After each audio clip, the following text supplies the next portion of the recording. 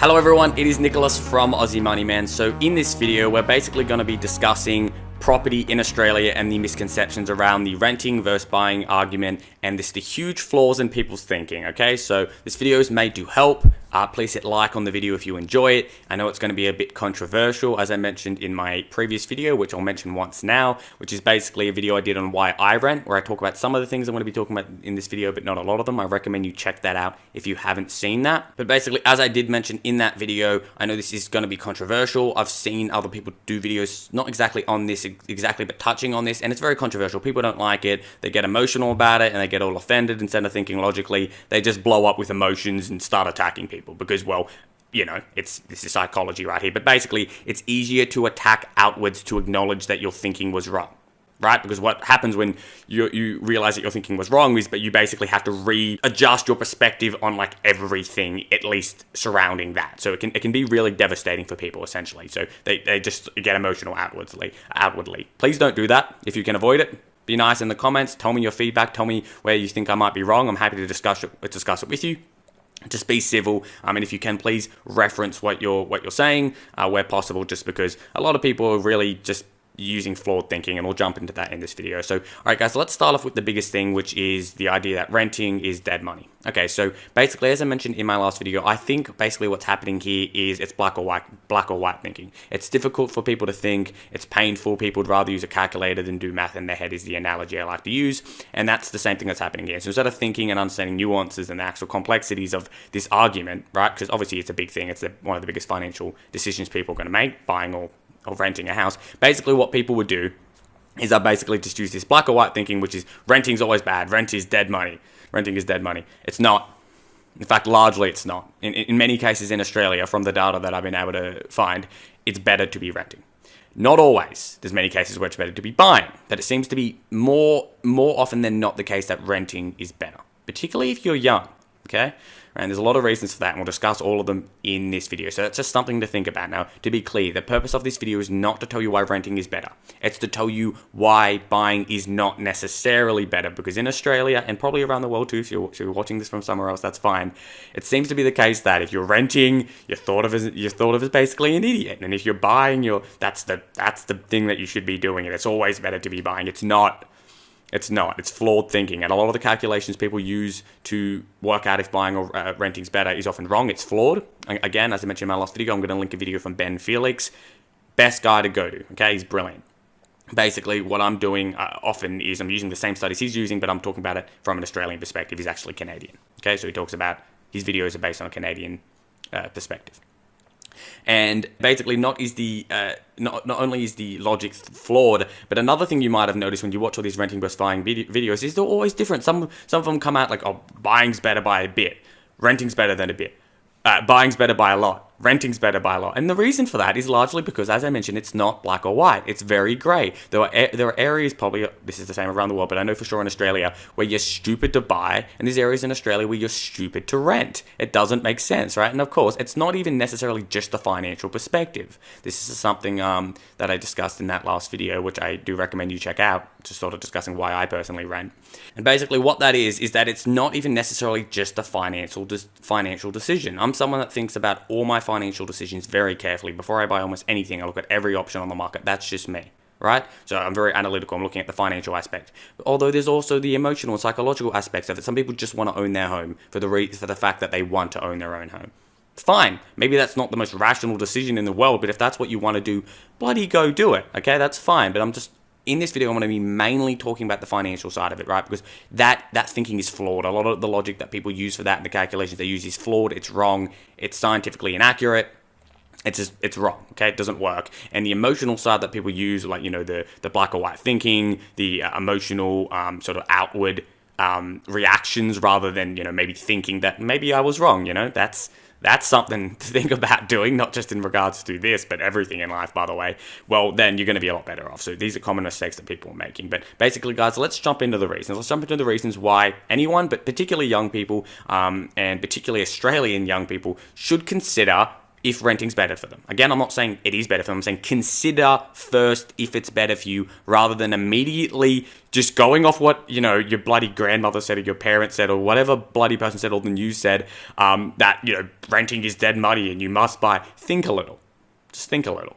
Just for a second. All right, let's jump into it. All right, guys, so first things first, let's just start with the simple fact that the Australian property market is a mess. It is corrupt. I'm going to recommend checking out Friendly Geordie's videos for this, because this just goes on forever. But it's a mess. It's being propped up by the government. It's being propped up by overseas investors or international investors. People are buying giant units and not letting anyone rent them and then renting them out when the demand's there, so they make a bunch of money. Look, it's a mess, right? We are paying way too much for property. We got one of the second or third highest property prices by our income. It's a mess. Okay, so there's that. Right, there's that to acknowledge. But even if you don't care about that, there's a billion other reasons. So let's jump into number 2. All right, guys, so the next one is basically that you probably can't afford it, even if you have the house deposit, right? And a lot of people struggle to get to bloody this point, and that's saying something. Refer to point 1. Okay, there's a problem with the property market. Okay, that's a fact. Right? Not saying you can't make money from it, you can. Not saying you can't make it work in your favor. You can always do that. That's what you should do. It's called being resourceful, but I'm saying there is a problem. Okay? But let's say you get to the point where you have a house deposit.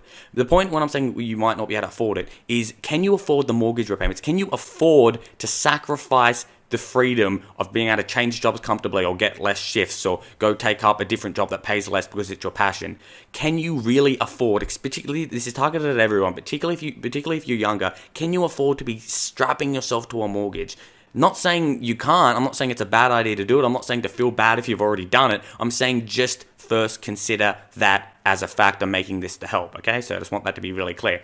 Just first consider the mortgage stress, the maintenance, all the water costs that you don't pay that when you're renting, the maintenance costs that you don't pay when you're renting, the extra fees and inspections that you have to get if you have like water tanks. That's something we had recently. They come in and they say, well, this is wrong, it needs to be fixed, and it's going to be $2,000 to fix. So you have a retaining wall that you need to put up. Something that just happened to the house that I'm staying in. I didn't have to pay for any of it. I just said, oh, I noticed this is broken.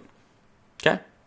Not necessarily the case for everyone, but something to consider. Let's jump into point number 3. All right, guys, so number 3 is basically that you were just limiting your options. There are things like the tax laws overseas and the different things that you can do, and property basically ruins your ability to ever not be paying tax in Australia if you choose to go overseas. Bit more niche, but something to consider. You can check out my video on why I will never retire in Australia to check out more of that. That will be linked down below. But it extends to much more common things, which is that, do you really want to lock yourself in and limit your options for moving houses? Do you really want to lock yourself into your job? Because the bank's not going to be particularly happy, and you're not going to be particularly happy if you end up in mortgage stress because you decide to leave your job, or you want to move houses and sell the house. That's going to cost a lot of money with all the fees and the agent fees and the taxes that you're going to get on it. Are you in a position to be doing that? Do you really want to be limiting your options when you are so young? That's something to consider. The next one, guys, this is a bit similar to the last one, but remember, when you get a mortgage, or a home loan, it's often 30 years. So are you really willing to lock yourself in for 30 years, particularly when you're young? A lot of young Australians rush into it. 30 years, one area. You're going to be paying this mortgage. Maybe that means you can't, you're going to struggle to bloody move jobs. You're going to struggle to start a business. You're going to struggle to do all these other things that you may want to do in your life, or have kids, all these other things. Again, I'm not saying it's bad to do. You might be in a perfect situation where it's better to do it. And in many situations, as I mentioned, it is better to buy. I just want that to be clear. But have you considered the impact?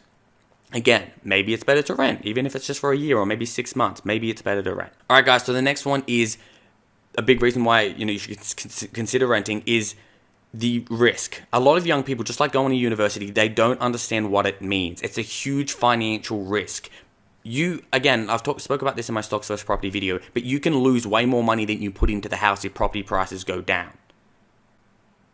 And that can have all sorts of impacts. All these things I said before would just magnify in their significance if this happens, because you cannot sell the house. You can lose more money than what you put down in the deposit, all right? And that's because what you're doing when you're buying a house technically is because you're taking that mortgage, you're taking debt, you're taking leverage. You can lose money, and it happens to people all the time in Australia, right? So it's not like it's a far-fetched idea that doesn't happen. Basically, the point is here, I'm not going to get into all the complexities of that, okay? You can check out my stocks versus property video, which one's better, and I talk about that in that video. But basically, the point is that you're, particularly for young people, this is why this is particularly for young people, you're taking a massive risk. If you understand the risk, fine, this one doesn't apply to you. None of the things I said before may really apply to you, may have thought about all these things, but a lot of people don't. Same with this risk. Same with most people that go to university. Over 60% of Australian students currently go to university. Almost none of them understand the impacts of it. 1/5 of them are bloody left within the first year with I think it's, can't remember exactly, but they've got like $8,000 in debt that they owe or something like that. You can check out my video on university for that. And basically, it's just something to consider. Have you thought about the risk of doing what you're doing? Something to consider. Alright guys, so number 6 and 7 are really getting to the points that I think you guys want to hear. So number 6 is just the fact that in many cases in Australia, it is cheaper to rent. So even if you're looking at it from the financial perspective, it is not better to buy always. I'll make that real clear. It's not always better to buy. This is not. So I want to make that really, really clear. I know I'm getting, I know this video might be a bit different for a lot of people, but I just want to be really clear. It's something I'm passionate about because it's something I hear about all the time. Just like university. The idea that everyone should go to university and it's a way to make money. It's not. It's definitely not. In fact, the literature seems to suggest the opposite at the moment. The tables seem to be turning on university. It used to be the case that if you went to university, it was a likely path to prosperity. Not anymore. Seems to be the opposite for most people. A lot of people going to university and not doing as well as people going into trades, for example. Anyway, guys, the point here is a lot of the cases, it is better to rent financially. That is just a fact, so something to consider. Alright guys, so the next one is just the fact that it's like the Australian dream and it's owning your own home is the final goal. That thinking is flawed. It's flawed for all the reasons I just said. It's like, again, if you want to own your own home for your own reasons, that's fine. But if you want to own your own home because that's what you've been told to do and you've been told that that's better, the thinking is flawed.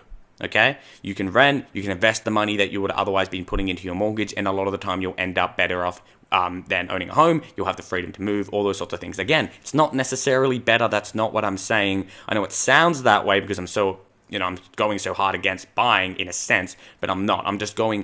I'm really trying to explain to you guys the benefits of renting so you understand that renting isn't necessarily terrible. Because again, the biggest financial decision you're going to make in your life is number 1, taxes, depending on your income, and then number 2 is basically going to be your accommodation.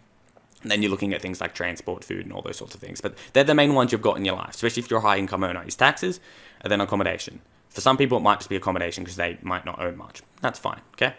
The point is that you want to be thinking about this logically. You want to do it right. It's going to help you later. So just consider the fact that maybe renting's better for you. If not, you decide buying's better for you. Cool, that's fine. But just have had considered these things first, and you'll feel a lot better about it too. Just thinking, okay, I've looked at all these things that most people don't, because they just go, owning your home is the Australian dream, and I want to be able to post on Facebook that I bought my own house. All right, guys. So now when I've had these sorts of discussions with people, rational, decently intelligent people, so some of the most common arguments that I get back that are sort of fair are things like this. Okay, so when I say renting is better, it's only better if you are investing or at least saving, but ideally investing the money, so let's say you rent a room for $200 a week instead of paying a $500 a week mortgage. Okay, so you have to invest that extra $300. If you don't, well then buying would have been better. And then people say to me, yeah, but no one's going to save that money, no one's going to invest that money. Most people won't, but that's because most people are not financially literate and they don't have self-discipline.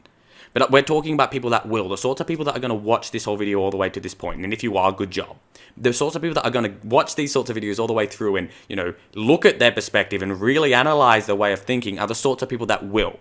And it just comes down to psychology again. If you're not the sort of person that's going to be able to discipline yourself to save, or you're not willing to, or you're too lazy to, or whatever, that's fine. Everyone's different. But, you're probably not the sort of person that's still watching this video at this point. I imagine a lot of people would have just simply clicked off because, well, it's confronting and it's difficult and it's not in line with most people's thoughts.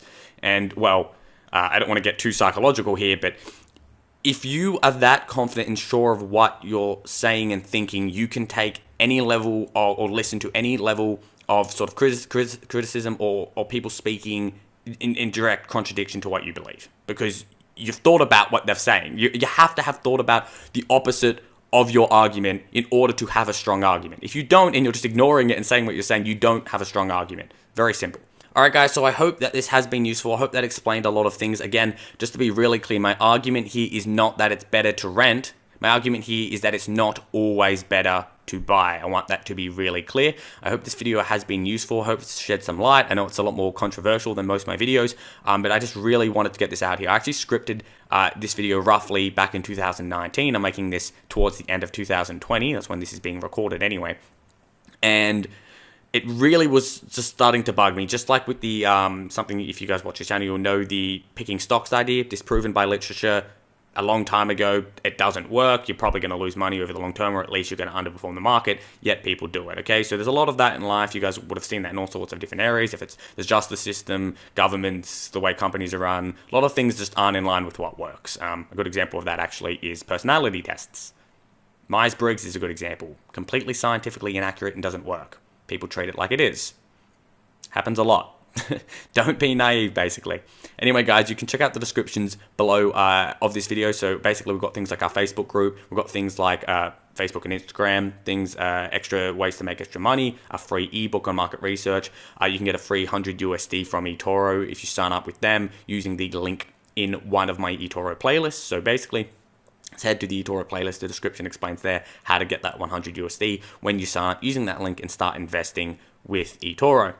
Alright guys, that's it for the video. Again, please hit like, please subscribe if you haven't already. Thanks so much for watching this video, and your comments are welcome below. Feel free to comment down below your thoughts, anything like that. Again, this video is not a place to sit there and comment all the reasons why buying is good. I know why buying is good. It's good in many situations, but I'm just explaining why renting is good, because no one seems to think that renting is ever good ever, when, again, it very much is. So that's just something to consider. Alright guys, thanks so much for watching this video. Your comments are welcome. I will respond to them nonetheless. Just think about them. Thanks for watching.